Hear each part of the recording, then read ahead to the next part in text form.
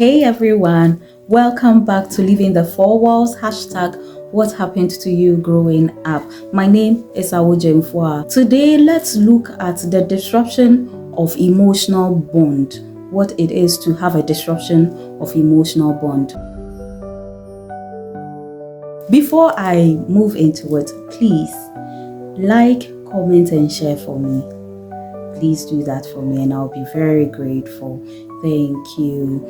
So, the disruption of emotional bond, where this affects the person's emotions and social activities or social well-being, is called attachment disorder. Attachment disorder.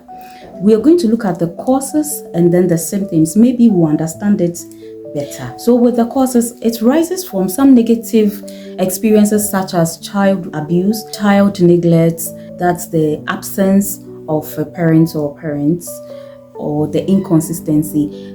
Sometimes we are too busy to care for our children. We place our careers above the needs of our children. We think that providing monetary things to the children alone is enough. But when we neglect their emotions, it also affects them growing up. And these can result in what is called the attachment disorder. With some of the symptoms we're looking at, they're unable to form and maintain relationships. And then they have this thing of clinginess. They become so clingy. In all this clinginess, they have this social isolation habits. The fact that they are not used to the public, they are not used to people, so they begin to isolate themselves and they keep things to themselves. So they take solace in their own selves. They feel that there's no need, there's no point to explain themselves to other people. And this keeping things to themselves, it's mostly happen when they are in distress.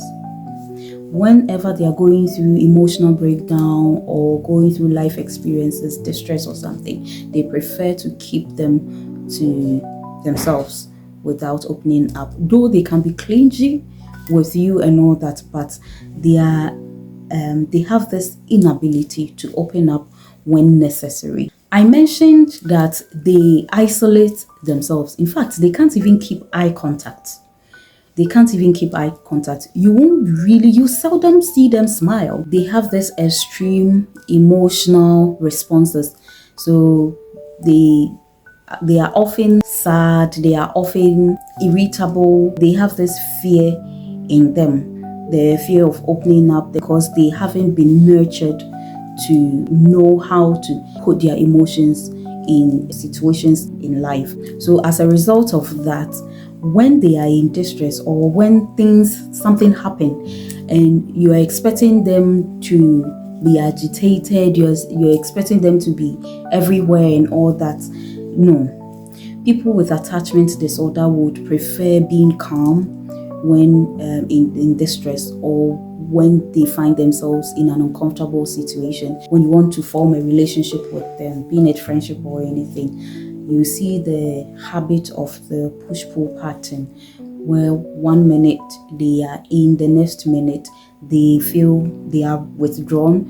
This is a way of shielding themselves from being hurt. They are not emotional, so they lose relationship because they have this emotional imbalance, making them unable to maintain the relationship that you are forming with them. They also have behavioral problems. So it makes it difficult dealing with them. With the treatment, we are looking at therapeutic approaches such as parent-child interaction therapy, where the parents learn a skill on how to manage the symptoms that the child is going through and also help to build that parent-child bond. We also have the circle of security and therapy. This will help build safety and emotional connection between the child and then the adult, being it the caregiver or the parents who are closer. Education and some coaching can also be done to help the person, being it adult, to have this learned coping mechanism to suppress the symptoms that he or she is experiencing. Thank you so much for joining me today. I'll see you in my next episode.